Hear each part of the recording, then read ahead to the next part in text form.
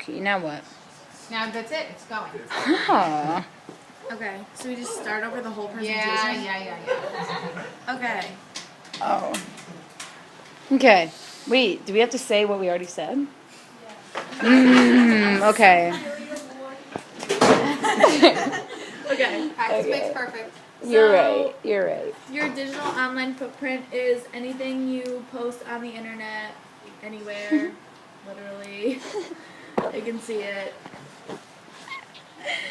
Yeah, I know. I don't remember what I said. Okay, so we chose this topic because Jonathan, please, because it's really relevant to like what we do today, you know, because everyone's on Twitter and Facebook and whatever websites you guys use, and your employers and stuff can see your information like really easily, and it's Oh, I just went. My bad. It's okay. Okay. Okay, so interesting facts about your digital footprint is 33% of all colleges research your digital footprint, which means they go out of their way and look through your social media to see what you're talking about and what you're doing. 500 of the top colleges are looking at seniors' Facebook, Twitter, and MySpace. When someone says something about you online, it counts. And Pew Research Center, 75% of employers have formal policies that require them to look at their online profiles. And on their prospective employees. Yeah. Okay, so we have a video that's, okay, here it goes.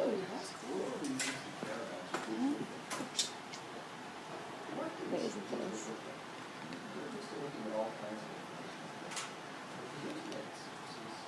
Oh. Websites to get information, do social sharing, Should I start it send over? instant messages and email. We leave something behind. Our digital footprints are the traces we leave behind as we use the internet. Digital footprints have both benefits and costs.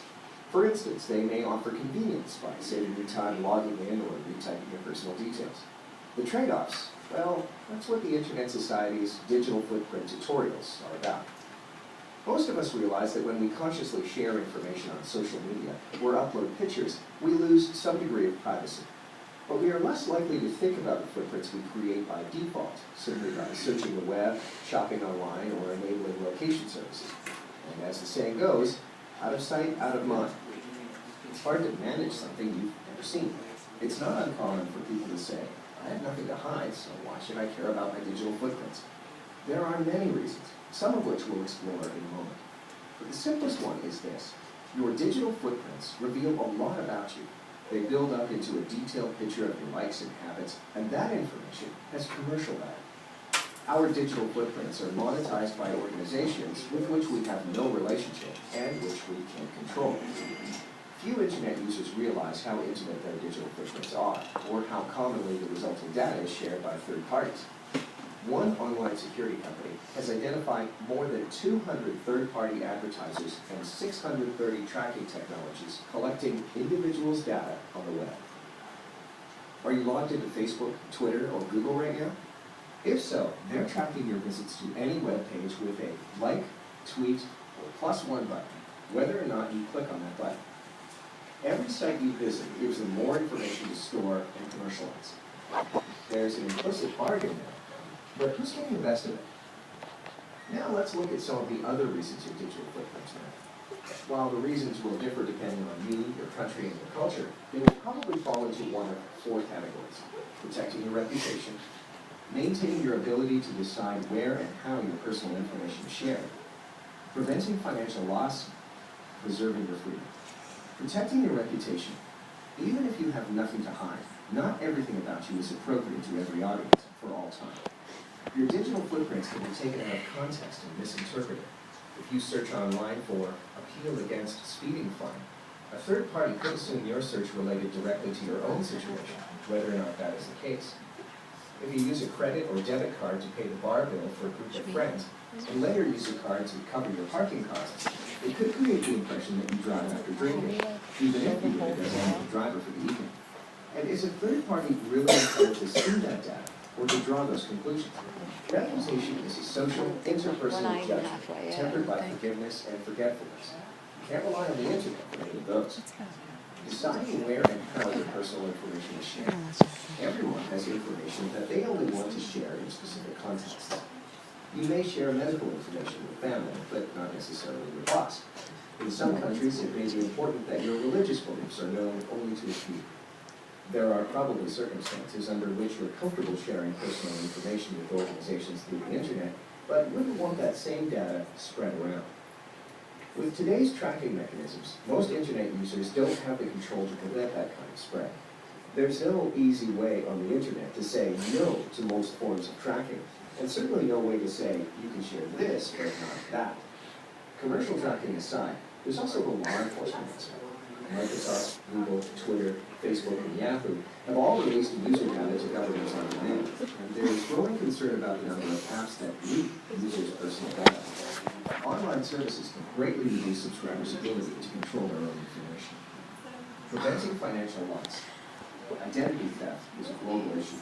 As digital footprints are aggregated into larger databases, digital thieves can obtain data about tremendous numbers of people, facilitating identity-related crime. User authentication systems add detail to these databases. For example, what was the first pet's name, which we might already have disclosed in some other context without thinking about it. When such an aggregation of data is hacked, it's all the easier for criminals to impersonate others for financial gain or other purposes. Even other people's digital footprints can affect your credit ratings. One returning honeymonger found that his credit limit had been lowered from about 11,000 to 4,000. The credit card company explained that other customers who use their card at establishments where he recently shopped have a poor repayment history. Based on similar kinds of data and inference, financial services company could steer you to credit card offers with higher interest rates and lower credit limits. An insurer could deny you coverage or charge you more for it based on your digital footprints. Maintaining your freedom.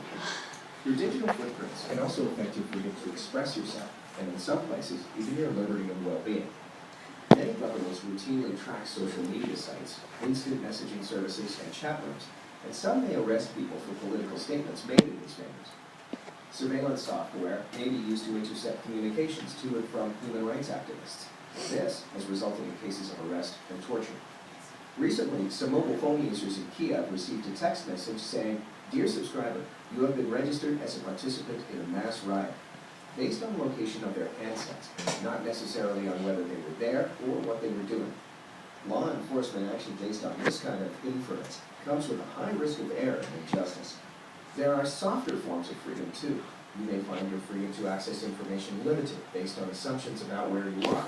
Again, using data from your digital footprints that may or may not be reliable.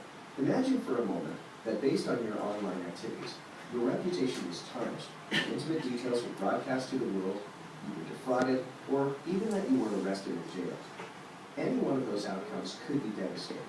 But the more of our lives we conduct online, the more exposed we are to these kinds of risks. How do people feel about that? Research in India found that 40% of those surveyed said they shop online using unsecured Wi-Fi networks, and about 20% share passwords with others. On the other hand, in a Malaysian survey, 86% said they are concerned that mobile apps might be collecting personal information without their permission, and more than half of those with concerns state that they limit their use of apps. Among readers of the Wall Street Journal, 60% expressed concern about the loss of online privacy, and the figure was almost 70% for U.S. consumers as a whole. People's perception of the risks clearly varies greatly, but we think it's vital to understand how your digital footprints relate to your privacy and safety, and what you can do about it. For tutorials and suggestions about how to manage your digital footprint, visit internetsociety.org/footprint. Click on How Can I Manage My Digital Footprint? Explore the other links on that page for background information and practical tips. Okay. Sorry about that. It's really long. It actually is a really good video. Yeah. Topic. Good one, girls. Okay. Thanks. I hope you watched it. Pretty gooch. Okay. You want to explain it? Want me to explain it? Okay, so this is an example. We just put one of one time that someone has seen a tweet and they got like backfire, I guess, for it. And someone tweeted, "Take that bad word off the TV. We want to watch football." And then they said, "Thanks for anyone who brought this tweet to our attention." And he was part of this UNA athletics team, and then he got kicked off his team for tweeting that. So So that's just what can happen to you if you're stupid on Twitter. Yep. And how many people say stupid things like, Oh, Like a lot? I do, so it's probably the job, but I mean, I do. Go ahead. okay. So some things that we learned. Victor, please. Keep your information as private as possible. Like, don't go posting things about like your family or anything like that. It's also like a safety thing. Like, you don't want people to know where you are at all times. Like, that's just something that is kind of weird. yeah, like one thing people do that you should probably never do is like post, can't wait to get to the Bahamas on Saturday. When you have work. Hello. Your house is like, it's like asking for somebody to come knock on your door and break in, Like, don't do stuff like that. That's just stupid. And I always love those people though that like have work on a day and they're like, yeah, I'm gonna skip that day of work, but then they share things on social Yeah, media. like they're out shopping when they're calling in sick, and then they're out shopping, and their boss sees them tweeting a picture of themselves out shopping. It's like, That has that's happened to really me hard. one time. I didn't go to work because I went to what concert was it? Yeah, what concert was it? No, it wasn't Wiz. It was Chris Brown. Right. Didn't go to work that day. Rachel was like, "That's funny." For work, she works at an insurance agency, and this guy was getting disability because of his back and everything that he hurt at work. And he was supposed to like come in to fill out all this information for it, and he never came in. They found out he was skydiving and had posted pictures of it when he supposedly had a back injury. Right. Yeah. See? So he killed his case. There you go. People are just not very bright sometimes. Okay. Kylie Schmidt, attention. It's okay. She made me do it. Wait, I wasn't done. Oh, sorry. Don't post like negative things. Like, if you're in like a fight with one of your friends, like, don't be calling them like names on social media, because colleges like obviously are not gonna be pretty appreciative of that. And you really never know who's like looking at your profiles online. Like, it could be someone really important that has like a big effect on your future. So don't be stupid. Okay. And then the questions we have about this is, what are the most effective ways to clear my profiles of everything I don't want? How often do colleges and employers check your social media? And do college admissions and employers ever look at the wrong profiles? Is there any chance that they find someone with the same name as you and believe it's you? I think yes to all of those. Any ideas on clearing your profile? Did you guys come across anything? I don't think you can just like clear your profile because everything on the internet is just saved. But there are probably ways where if you have your Twitter or whatever to make it private, so if they go up and look for you, they can't just go on your Twitter. But like if you ever were unprivate, the tweets that you had at that time, they could probably see. So it's all I mean, the... you can like delete tweets or like delete your account, but you don't really know how. It's probably not. I mean, it's not there. Like when you go on a Twitter profile, like it won't be there, but it'll be there. But you also have to worry about what other people put out there about you. Yeah, yeah. Right? we When other said people that. Comment tag about you or yeah. comment. Yeah. Right. Right. Another one. What's that? What's that? Oh, like I deleted my Twitter and I searched my own username and it like came up with a tweet that I did, but then when you clicked on it, it said that the account was deleted, but on Google it still says like What it was. it still says it. And so it's okay. So good to know. So even though you tried to get rid of something that you didn't want, it's still there. Like I didn't write it. Right. But Right. So Philly warned that. Greg, go ahead. Okay, so some. Jenna. What? Anyway, some recommendations for like making your profiles and stuff like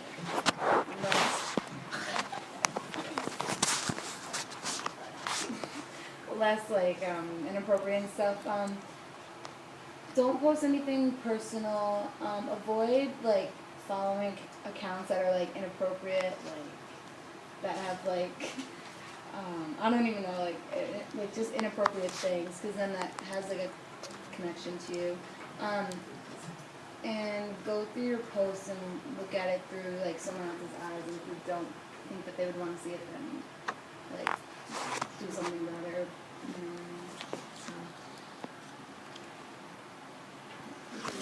And then, so her top school is Fordham, and mine's UAlbany, and we searched what they did to help. And with Fordham, there's a Learn Twitter workshop where students learn about Twitter, how to make their Twitter positive, and effectively develop an online presence. And then UAlbany has Department of Information Studies with a positive side of online profiles and teaches students how to present themselves online. So like what UAlbany does, instead of like focusing on like your Twitter account and like those kind of profiles, they help you to like write articles for like any kind of like company or corporation or whatever. Like they help you establish like a really positive online footprint with like educational things and So stuff. so things that you would post out there that if somebody were to search you, Yeah. they're positive things that they would get back as hits for you. Yeah, about like your major, like it could be like a research It paper could be like or a something. press release or something that says Yeah. something positive, Yeah. or an article that you wrote. Like if you're in science or like bio, like if there's a lab that you're a part of, you can put your name on it. Good. Stuff like that is what UAlbany does. So. Wait, hold up, go back. I just need 4 of them.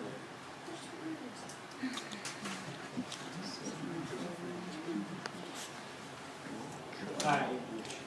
Okay. Is everyone good? Yeah. And then where you can learn more, these are just websites you can go on to find out more about your digital footprint, if you already didn't learn enough in that really long video. Okay, that's it, I think. Yeah. No, that's it. Good. Okay, we're done. How do I make this? Is there an effective way to keep everything off the profile? Yeah, I think just that. No. No, I don't think so. there's not. 9 and 10. I said nah. How do you turn this thing off? Yeah. I was more positive, like post things that are like about your majors or like studies that you're doing in school, things that are like relevant to anything besides like your friends and personal life, like going to parties. Like don't post that. Like don't do that. I'm gonna correct you just a little bit on that. Like, I don't think it's bad per se for you to post pictures of you doing things that are, you know, like going to a party and the like when you're in college. That's like normal college stuff. You want to come across as real. You don't want to come across as just this, you know, like, you know, I don't even, it's not goody two shoes, but like that. You want to post like some, you know, like things that you do in life, but you just may want to make sure you're using a filter in terms of what you post online. Like, you know, you might want to not post the picture of you, you know, chugging beers. You might not want to post the picture of you dancing on the table naked, you know, whatever. You know, you might just want to leave those off. Okay? But, so just use a filter. If you don't want your grandmother to see it, then don't put it out there. That's what my dad always told me. If your grandmother wouldn't want to see it, like my grandma. Can I take a picture of that?